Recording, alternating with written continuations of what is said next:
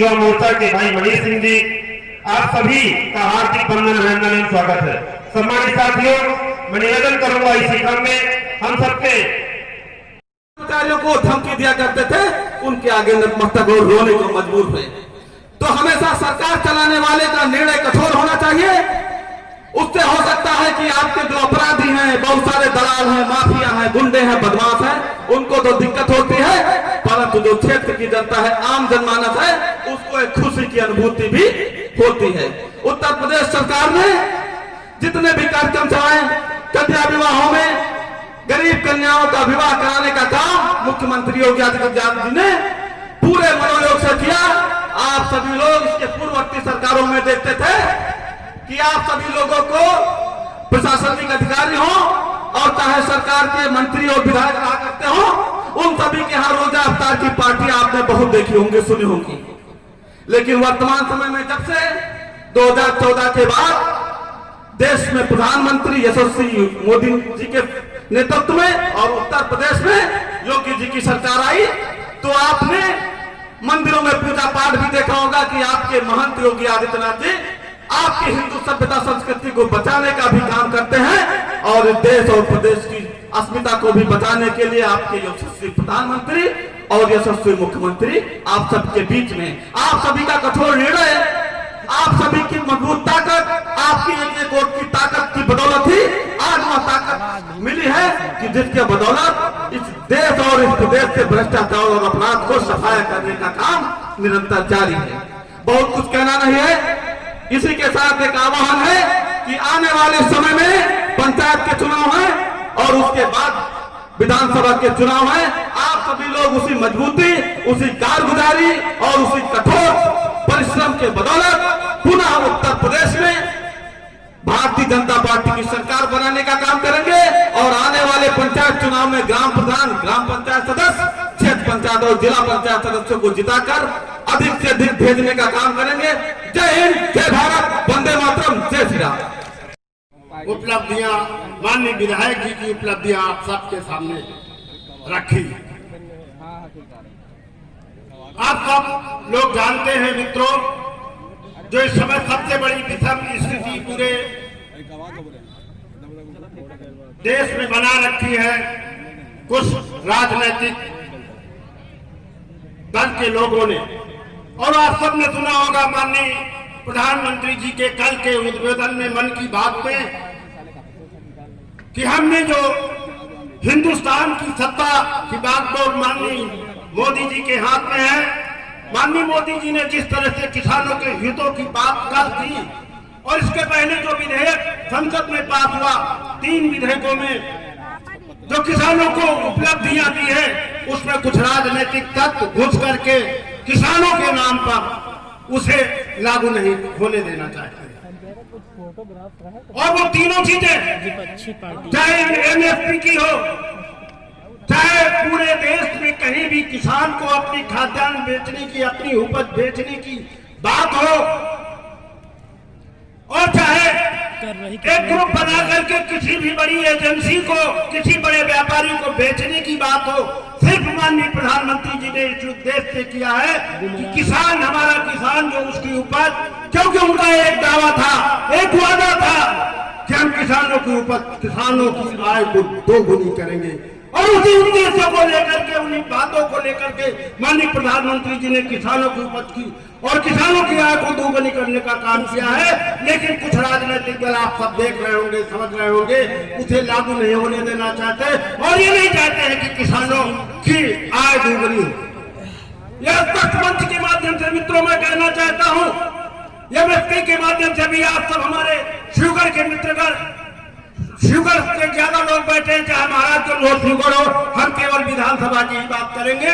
जहां जहां भी खरीद केंद्र है, आपने शुगर में भी देखा होगा, जरा सा बदतमीजी अगर खरीद अधिकारी ने की है तो भारतीय जनता पार्टी के कार्यकर्ताओं ने उसके खिलाफ आवाज उठाई है। आप सब इसके साक्षी और गवाहिए। माननीय प्रधानमंत्री जी, माननीय योगी जी ये नहीं कहते हैं कोई अधिकारी गलत काम करता है तो उसकी पूजा करो, उसके साथ बैठिए, लेकिन भारतीय जनता पार्टी की नीतियां, सरकार की जो नीतियां हैं, उस पे उसको लागू करना होगा। और अगर नहीं लागू करता है तो भारतीय जनता पार्टी का कार्यकर्ता उसका विरोध करे, उसके साथ रखे और किसानों को हितों की बात करे। ये उनका उद्देश्य, चाहे मुख्यमंत्री जी हो और चाहे प्रधानमंत्री जी हो। स्वागत करते हैं बछावा विधानसभा की सड़कों का और अन्य पुरानी सड़कों के मरम्मत का काम जो लोक निर्माण विभाग द्वारा अधिकारियों द्वारा और माननीय मंत्री जी के निर्देश पर किया जा रहा है, निश्चित रूप से उसका स्वागत करते हैं। मित्रों, कहना तो बहुत कुछ था लेकिन गला खराब है, आज हम ज्यादा कुछ नहीं कहेंगे।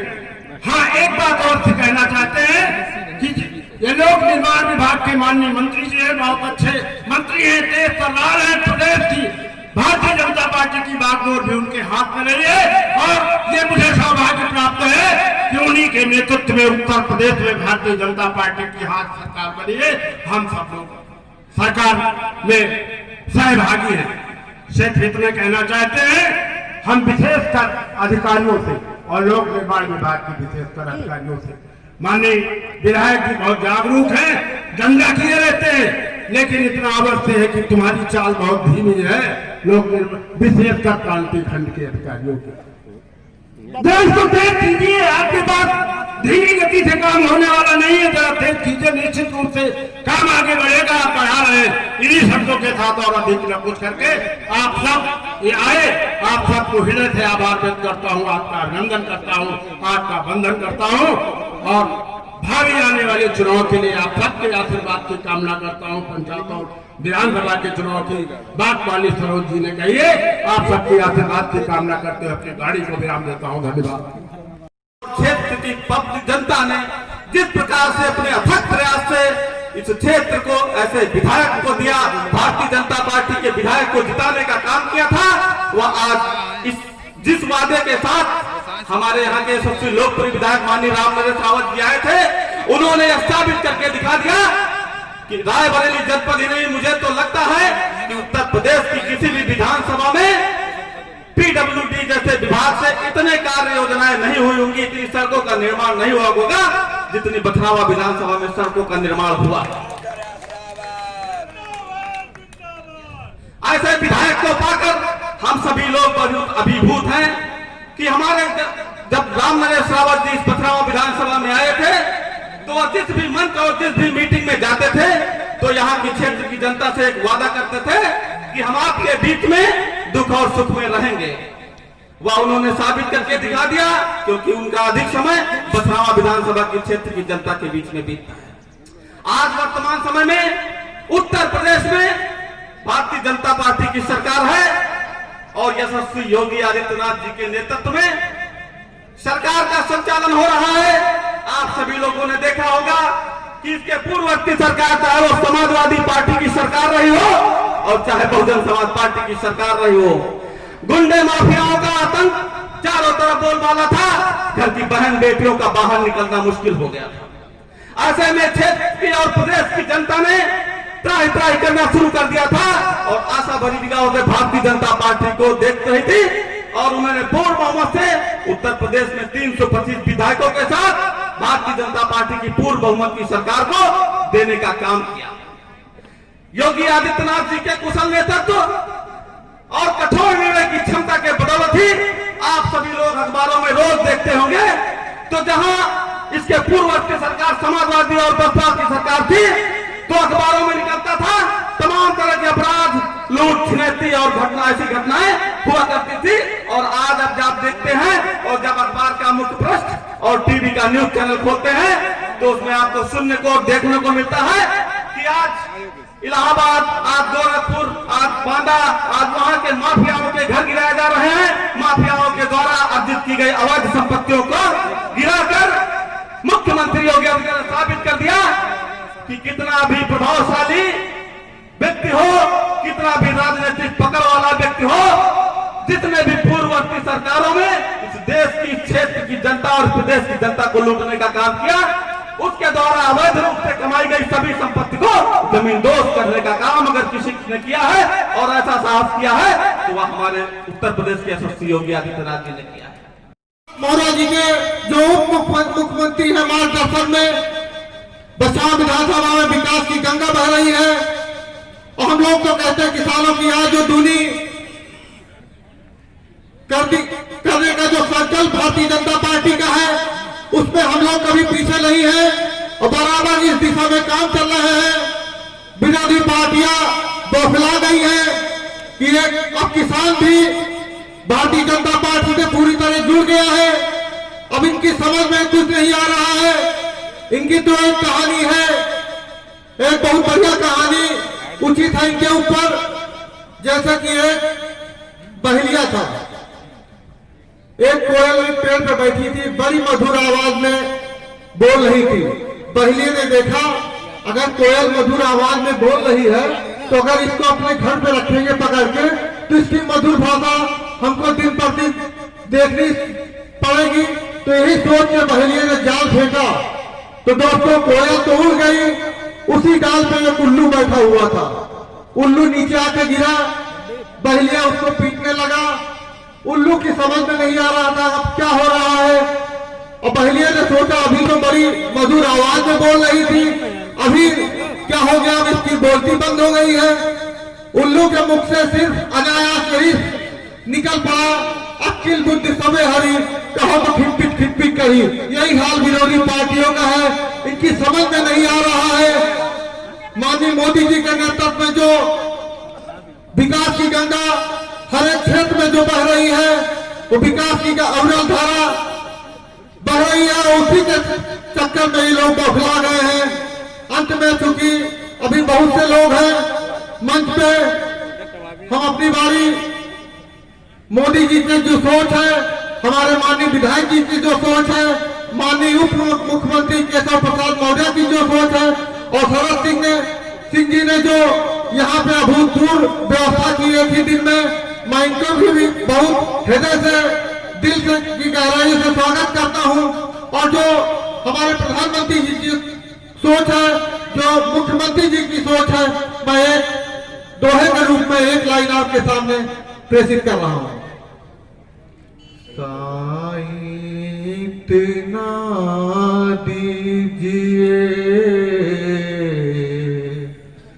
जाए कुटुंब समाए, मैं भी भूखा ना रहूं, साधु न भूखा जाए कबीरा, साधु न भूखा जाए। अंत में 4 वेद 6 शास्त्र में बात लिखी है 2, सुख दीन्हे सुख होत है, दुख दीन्हे दुख होए कबीरा, दुख दीन्हे दुख हो। धन्यवाद। जय हिंद, जय भारत। आज भारतीय जनता पार्टी की सरकार उत्तर प्रदेश में भी है और केंद्र में भी है, और जब से 2014 में आप सबके बलबूते केंद्र में भारतीय जनता पार्टी की सरकार बनी और 2017 में उत्तर प्रदेश में भारतीय जनता पार्टी की सरकार बनी, उसके बाद से अपने उत्तर प्रदेश में और देश की जो गति थी वो चौगुनी हो गई, जो विकास की गति थी वो चौगुनी हो गई। इसके पहले जो अपने यहाँ आज आप ये मानिए कि 70 सालों के बाद देश में प्रधानमंत्री को कहना पड़ा कि बेटी बचाओ बेटी पढ़ाओ। 70 सालों के बाद देश में एक ऐसा प्रधानमंत्री आया जिसने कहा कि स्वच्छता हमारे जीवन का एक प्रमुख अंग होना चाहिए, क्योंकि जो एक मिशन चलाया, स्वच्छता के प्रति लोगों को जागरूक किया, और जिसका आज आप कहीं भी जाइए आपको काफी 2014 से पहले और 2014 के बाद आपको बहुत ही फर्क नजर आएगा।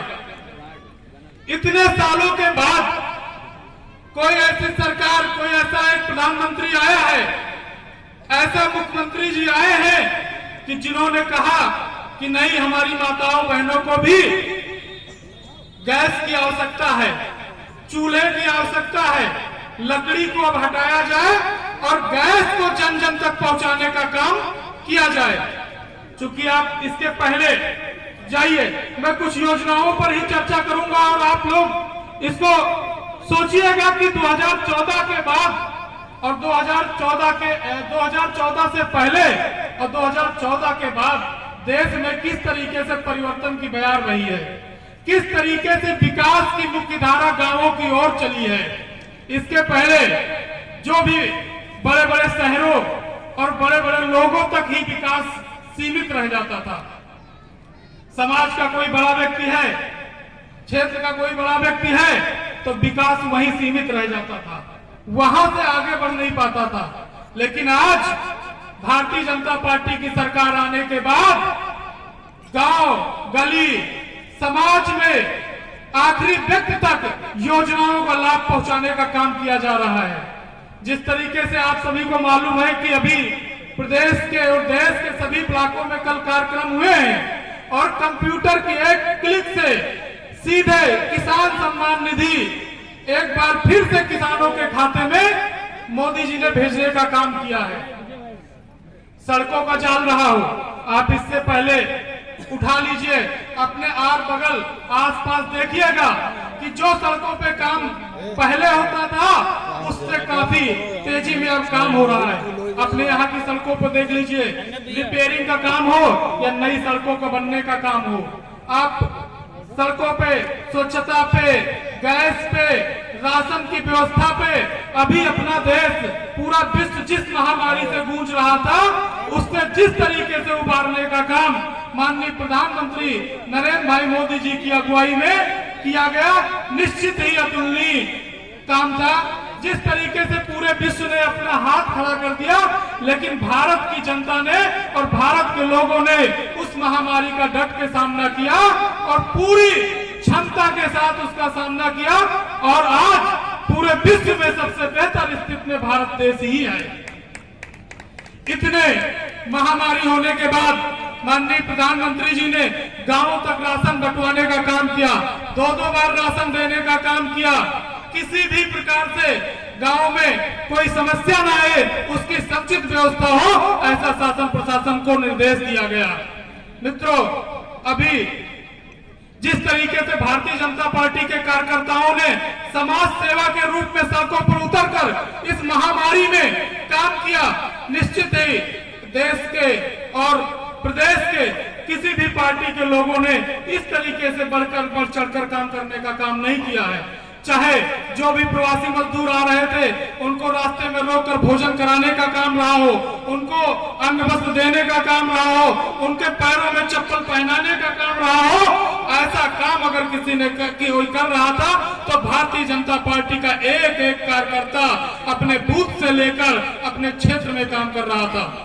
मित्रों, आप देखिएगा जो भी योजनाएं आई हैं, अभी स्वच्छता मिशन के बाद जिस तरीके से जागरूक हुआ, जो आज से पहले क्या गांवों में इतने शौचालय कभी पहले बने थे? क्या आप गांवों में इतनी आवास कभी लोगों को मिले थे? नहीं। लेकिन ये काम भारतीय जनता पार्टी की सरकार आने के बाद करना शुरू की। आज मैं एक बार फिर से कहना चाहता हूं कि आज इतने सालों के बाद एक प्रधानमंत्री जी को यह सोचना पड़ा कि नहीं, अभी गांवों की ओर विकास लाने की आवश्यकता है। ऐसा पहले भी लोग सोच सकते थे, ऐसा पहले के भी सरकारें कर सकती थी, लेकिन उनकी सोच ही वहां तक नहीं जाती थी, क्योंकि एक सीमित दायरे में रहते थे। बड़े बड़े लोगों में, उद्योगपतियों में सीमित रहने का काम उनके द्वारा किया गया। आज भारतीय जनता पार्टी की सरकार आने के बाद गांव गरीब के लोगों तक पहुंचने का काम भारतीय जनता पार्टी के द्वारा किया गया। मैं बहुत ज्यादा विषय पर न जाते हुए अपनी बारी को यहीं पर विराम करता हूं। एक बार जोर से भारतीय जनता पार्टी का नारा लगाइएगा। भारतीय जनता पार्टी जिंदाबाद, जिंदाबाद। भारतीय जनता पार्टी जिंदाबाद, जिंदाबाद। भारत माता की, भारत माता की, भारत माता की। बहुत बहुत धन्यवाद।